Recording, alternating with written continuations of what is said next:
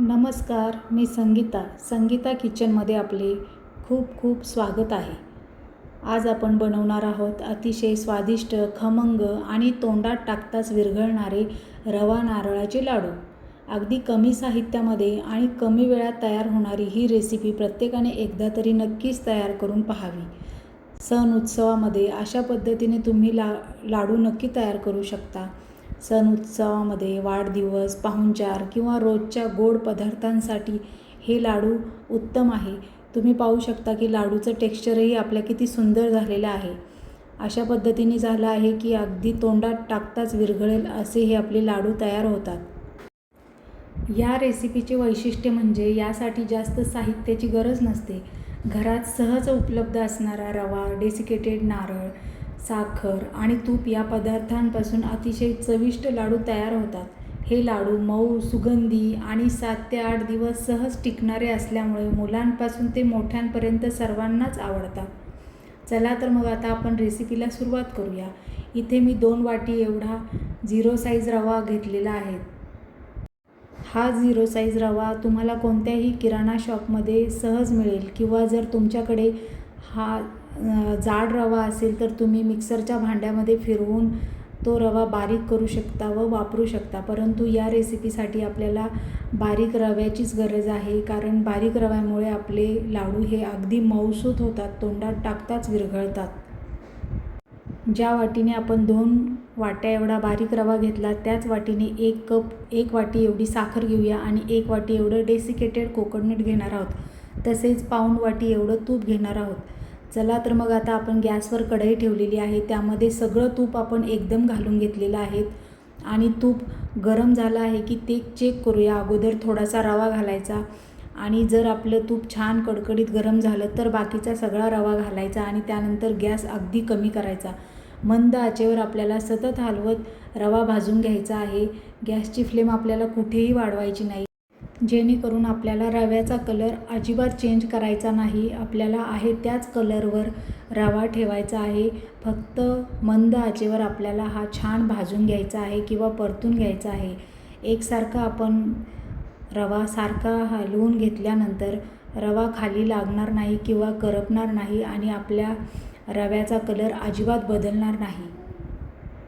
10 ते 12 मिनटं रवा मंद आचेवर परतून घेतल्यानंतर ज्यावेळेला रव्यामधून तूप बाहेर यायला सुरुवात होईल त्यावेळेला आपल्याला 2 चमचे एवढं दूध घालायचं आहे. जर तुम्ही दूध किंवा पाणी यापैकी दोन्ही तुम्ही वापरू शकता, परंतु मी इथे दुधाचा वापर केला आहे. तुम्ही पाणीही वापरू शकता. आणि पाणी आणि दूध हे 2 चमचे घातल्यानंतर रवा पुन्हा छान मिक्स करून घ्यायचा, परतून घ्यायचा आणि 1 मिनिटभर झाकण ठेवायचं.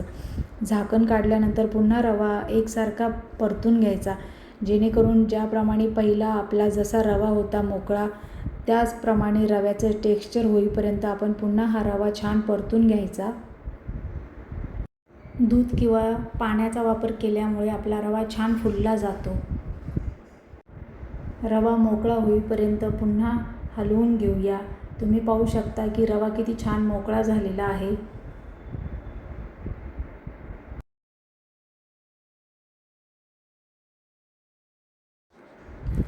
तुम्ही पाहू शकता की रवा किती छान मोकळा आणि सरसरीत झालेला आहे. आता अशा पद्धतीने रवा छान मोकळा झाल्यानंतर यामध्ये आपण डेसिकेटेड कोकोनट घालून घेऊया आणि 1 ते 2 मिनिटभर पुन्हा परतून घेऊया. डेसिकेटेड कोकोनट आणि रवा छान एकत्रित एकजीव मिक्स करून घेऊया, चांगले परतून घेऊया. आणि आपल्याला इथेही गॅसची फ्लेम अजिबात वाढवायची नाही, मंद आचेवरच आपल्याला हे छान मिक्स करून घ्यायचं आहे.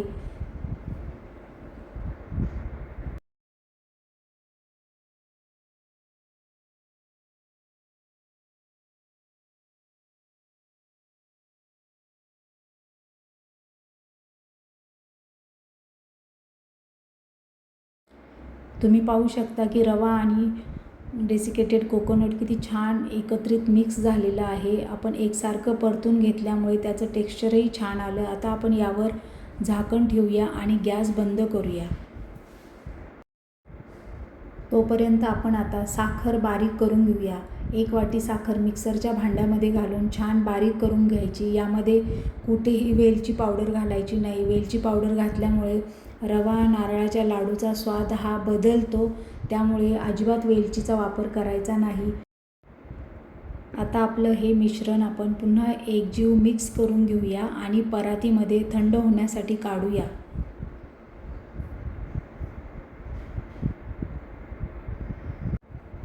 तुम्ही पाहू शकता की रवा आणि खोबऱ्याचा कलर आपण अजिबात बदललेला नाही, तर मंद आचेवर छान आपला रवा आणि डेसिकेटेड कोकोनट छान परतून झालेले आहे.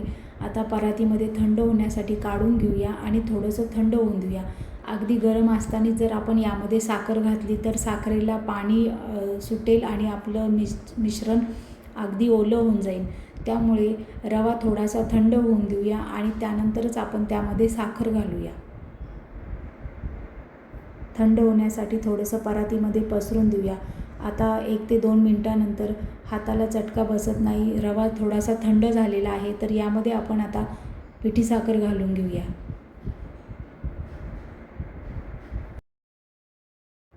पिठी साखर घातल्यानंतर रवा, डेसिकेटेड कोकोनट आणि साखर छान एकत्रित मिक्स करून घेऊया. दोन्ही हातांनी छान मिक्स करून घेऊया, जेणेकरून साखर सगळीकडे छान मिक्स होईल आणि एकजीव होईल.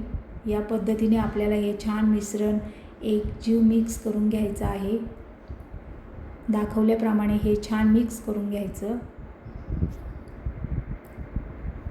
आणि आता इथे एका वाटीमध्ये मी डेसिकेटेड कोकोनट घेतलं आहे, जे आपण लाडू तयार झाल्यानंतर त्यावर थोडंसं डेसिकेटेड कोकोनट लावणार आहे, त्यामुळे तिथे मी डेसिकेटेड कोकोनट घेतलेला आहे. आता आपण लाडू वळूया. तुम्ही पाहू शकता की आपला लाडू किती सहज तयार होत आहे. तुम्ही पाहू शकता की अशा पद्धतीने रवा नारळाचे लाडू तयार करण्यासाठी जास्त वेळही लागत नाही आणि अगदी कमी साहित्यामध्ये घरच्या घरी साहित्य उपलब्ध असते, त्या साहित्यापासून एवढे छान असे रवा नारळाचे लाडू तयार होतात. आता आपला लाडू तयार झालेला आहे, त्याला आपण डेसिकेटेड कोकोनटमध्ये घोळून घेऊया. तुम्ही पाहू शकता की किती छान आपला लाडू तयार झालेला आहे. ज्याप्रमाणे दिसतानाही हा लाडू छान दिसतो, त्याप्रमाणेच चवीलाही अगदी अप्रतिम असा हा लाडू लागतो आणि 8 ते 10 दिवस हा लाडू सहज टिकतो.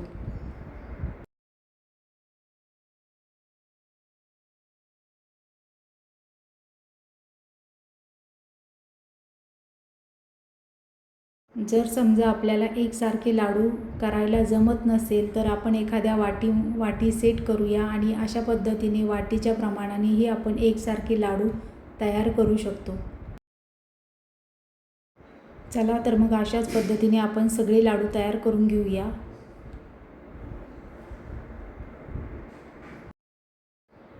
पाच ते 10 मिनटामध्ये आपले सगळे लाडू तयार होतात.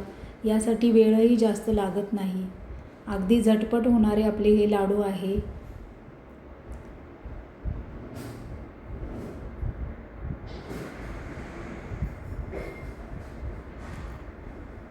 तुम्ही पाहू शकता की अगदी शेवटचा लाडू देखील आपला छान मऊ असंच टेक्स्चर राहिलेलं आहे आणि सहज वळला जातो. अगदी छान आपला लाडू तयार होतो. एकदम परफेक्ट याच प्रमाणामध्ये जर तुम्ही साहित्य घेतले तर आपले लाडू अशाच पद्धतीने छान तयार होतील आणि शेवटचा लाडू देखील याच पद्धतीने तयार होईल. चला तर मग येणाऱ्या सणासुदीला तुम्ही अगदी कमी साहित्यामध्ये, कमी वेळेमध्ये किंवा कधी काही गोड खायची इच्छा झाल्यावर झटपट तयार होणारे, तोंडात टाकताच विरघळणारे, तसेच तोंडाची चव वाढवणारे रवा नारळाचे लाडू या पद्धतीने नक्की तयार करून पहा. आणि हा व्हिडिओ तुम्हाला जरा जरी आवडला असेल तर एक लाईक नक्की करा आणि तुमच्या मित्रमैत्रिणींना व्हिडिओ शेअर करा आणि माझ्या यूट्यूब चॅनलला सबस्क्राईब नक्की करा. आणि तुम्हाला माझी रेसिपी कशी वाटली हे कमेंटमध्ये नक्की कळवा. थँक्यू.